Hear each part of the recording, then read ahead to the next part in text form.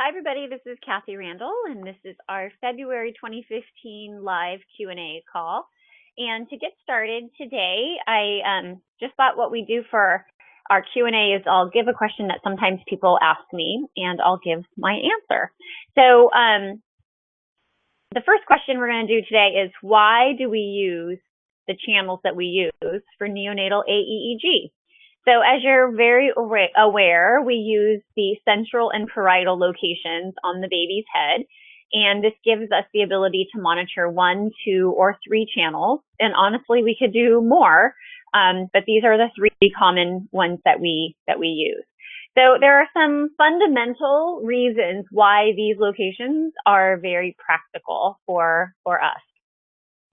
So number one, and I hope you can see this little picture, this is just the best cartoon I could find of kind of just a reminder of brain development in utero, neonatal and fetal brain development. And so one of the things I want to just remind you about is that brain development happens from the back to the front.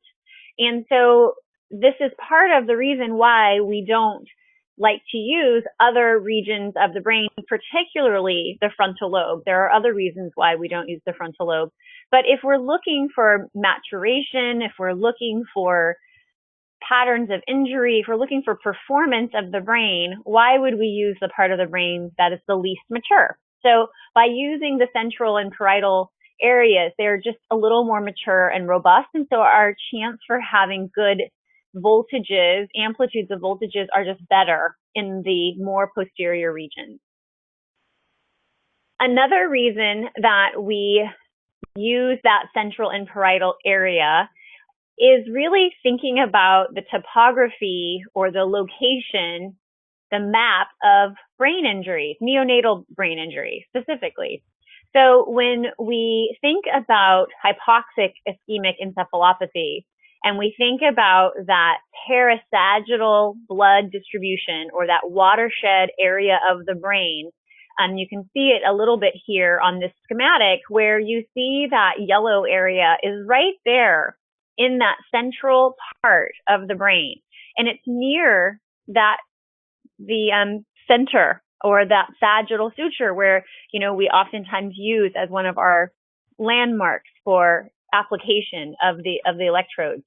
So because of the distribution of blood flow and because that parasagittal border zone is so susceptible during HIE, using that central and parietal area gives us a high yield for looking for those injuries or really the result of those injuries, which would be suppressed or abnormal brain voltages in those areas. So a little bit different than maybe looking for a stroke or something like that, but although definitely we can sometimes see those as well.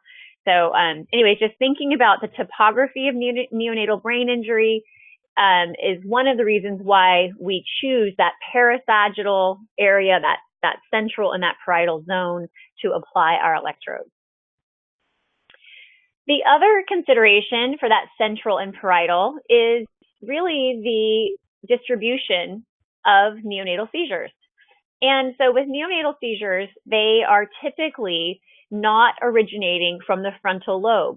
They are also very much generalizable. So if they begin in one area, they tend to spread.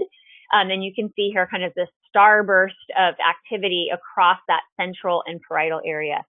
So some studies show as many as 80% of neonatal seizures migrate or begin or are apparent in this area of the brain. So a very high yield area. Again, we're only putting on a couple electrodes, so this is a great place for us to get that yield.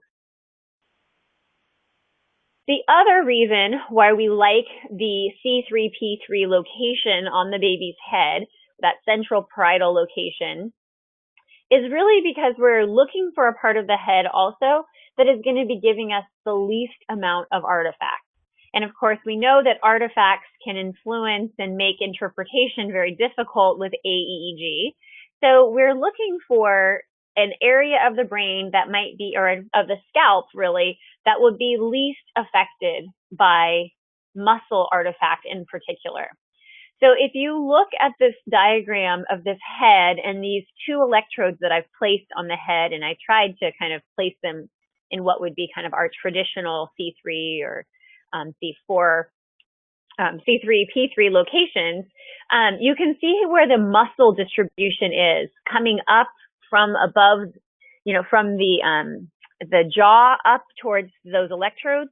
And then you can also see that distribution of muscle across the forehead. So you can again see why the forehead, although really desirable for the sense of having no hair, for ease of application, you can see that one of the things we're going to get if we put our electrodes over that area is a really high risk for artifact.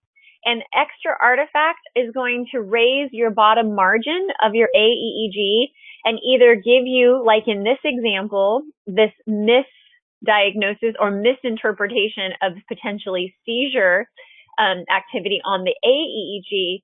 But the other thing it's going to do is it's going to raise your lower margin, which would maybe give you the sense that the background is more normal when it's not. So avoiding the forehead, although again, desirable because there's no hair, is really the reason why, again, that we like this location back on central and parietal is because we have less muscle artifact.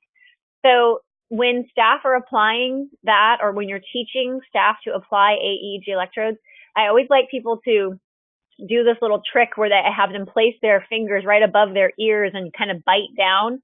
And if you do it, even while I'm speaking, you can kind of notice where you feel that muscle, and then you keep going up the scalp towards the crown of your head, and you'll notice that there's a place where that muscle where you can't feel it twitching anymore and tightening. And that's really, if you think about where we put aEEG, the electrodes, that is that same place. We put them up there above where that muscle is.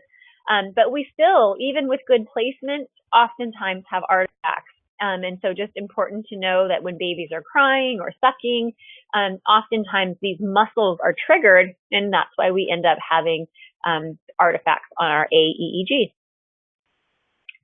So those are kind of my quick and easy reasons why we choose the central and parietal locations for neonatal aEEG. I hope that you enjoyed this quick presentation on Monday's Q&A. And it doesn't look like anybody has any other questions, so I'm going to just go ahead and just wrap up the recording with just this little presentation. As a reminder, our next call is on Monday, March 16th. So hope to see you there. That's March 16th, 2015. So hope to see you all on the next call. Have a great week and month. Bye.